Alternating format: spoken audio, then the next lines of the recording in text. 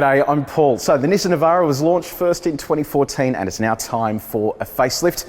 Here it is right here. Nissan has taken the wraps off the new Navara. It's also known as the Frontier in other countries. And this is going to compete with cars like the Ford Ranger Wildtrak because this is an all-new variant called the Pro 4X. Today we're getting a first look. We can't drive it unfortunately, but I'm going to walk you through all the little bits and pieces inside this car, plus all the stuff that is new to Navara. Now, if you haven't done so already, I'd love it if you could hit subscribe and also press the bell icon so you can find out every single time we look at something brand new. Okay, so before we have a look at the outside, I wanted to show you the engine. This remains unchanged for Navara. It's a 2.3 litre twin turbocharged 4-cylinder diesel, 140 kilowatts of power, 450 Newton meters of torque, and it's available with either a 7-speed automatic or a 6-speed manual transmission. It's worth keeping in mind that vehicles like the updated HiLux, the Ford Ranger, both have 500 Newton meters of torque, and the new D-Max and BT-50 come in at 450 Newton meters of torque as well. Okay, so you can get the new Navara with 8 exterior colours, and there's 2 new colours, including this grey here that you can get on the Pro 4X. Now the Pro 4X comes with a whole bunch of its own unique highlights, but what I thought we'd do today is just have a run through some of these design elements. So big Navara branding up on the front there, and a big grille as well. So this is increased in size, and it kind of follows the theme of the American trucks where everything is just supersized on them, and I think it actually looks pretty good. This is quite dominating, and I think it will have a presence out on the road. You can see that Nissan highlight in the logo there with the black emblem too,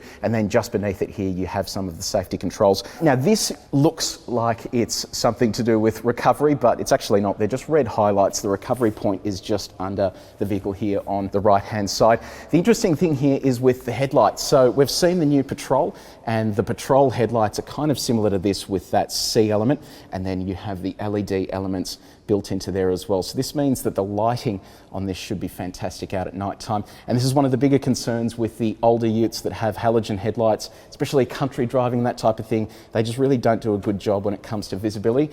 LED headlights like this should really help with forward visibility and being able to see all the animals and stuff that are lurking off the side of the road. You also have LED fog lights down the bottom. Okay, let's have a quick look at the wheels. So 17-inch alloy wheel and a different design here as well. You can see that follows on with that theme at the front there with the black highlights, and then the orange highlights on the wheel arch protectors. These are all-terrain tyres, so it gives you an idea of the type of driving you'll be able to do in this. Now we'll go down the side of the car. Side steps here have changed slightly. They have these elements at the front there to help with aerodynamics and saving fuel. Let's have a look at the changes at the rear, and we'll start off here with the tail lights.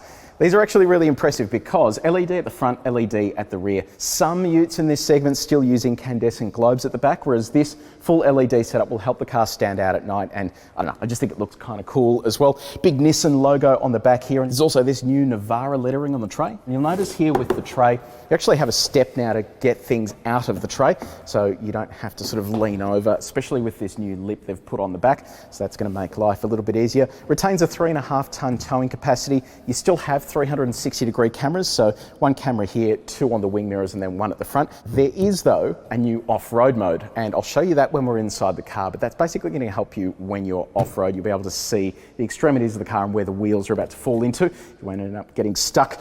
All right, let's drop this thing down. Now, have a look at this. They've added a torsion bar as well. This makes opening and closing the tray door much easier. Now, it's obviously not going to be super easy to close, but if you are opening and closing this 20, 30 times a day, you will be grateful for these small things that they add into modern utes. You've got tie-down hooks on the back here and at the front, but I like this, quite a clever setup.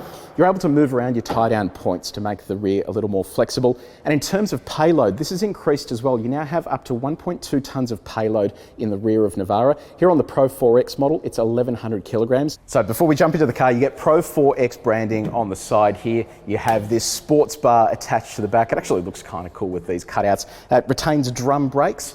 Let's jump inside the cabin where they've changed things up a bit. Okay, so we are inside the new Navara. In terms of material changes, not a great deal has changed in here in terms of the materials they use, so it's still quite scratchy, hard-wearing material. Obviously for a dual cab ute, this is going to be ideal, but there are some utes in this segment that have gone a little more upmarket in terms of the materials they offer inside the cabin. But you do get an 8-inch infotainment system with AM, FM, DAB+ digital radio. You've also had a change to the USB points inside this car, so you do still get some traditional USB-A points, but there is also now a USB-C point. Ahead of the driver is a 7-inch TFT display. This gives you details such as a compass and other bits and pieces for off-road driving. And then in terms of off-road driving, you can use this 360-degree camera to help you when you are off-road. You'll be able to see things like where the tyres are going, and the guidelines will help you recognise when you're about to drop a tyre into a giant rut. There's also autonomous emergency braking, rear cross traffic alert, a blind spot monitor, a driver alertness system, a lane departure warning, and a lane departure assistant, which uses a brake-based system because this still has a hydraulic steering rack as opposed to an EPAS system. Okay, let's move on to comfort and practicality. I want to start here with the seats. Check these out. I absolutely love this.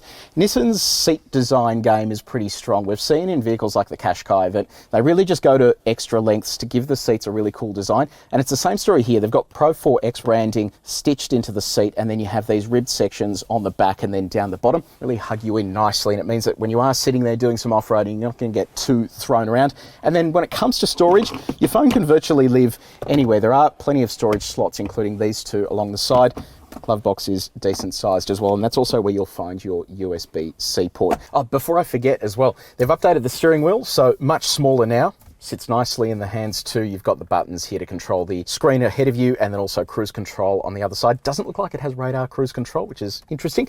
In terms of four-wheel drive equipment, you have hill descent control, a rear differential lock, and also 2 high, 4 low. Two-wheel drive is just rear-wheel drive. 4 high is four-wheel drive mode, and then there's also a low range mode. If you don't know what that stuff means, make sure you check out our four-wheel drive controls explained video, which you can click on up there. That'll give you a bit more detail on what all of that technology means, but let's jump into that back seat. Okay, let's have a look at the rear. So you can see here with the seats, they've got that similar design, so you're going to get a little bit more comfort here.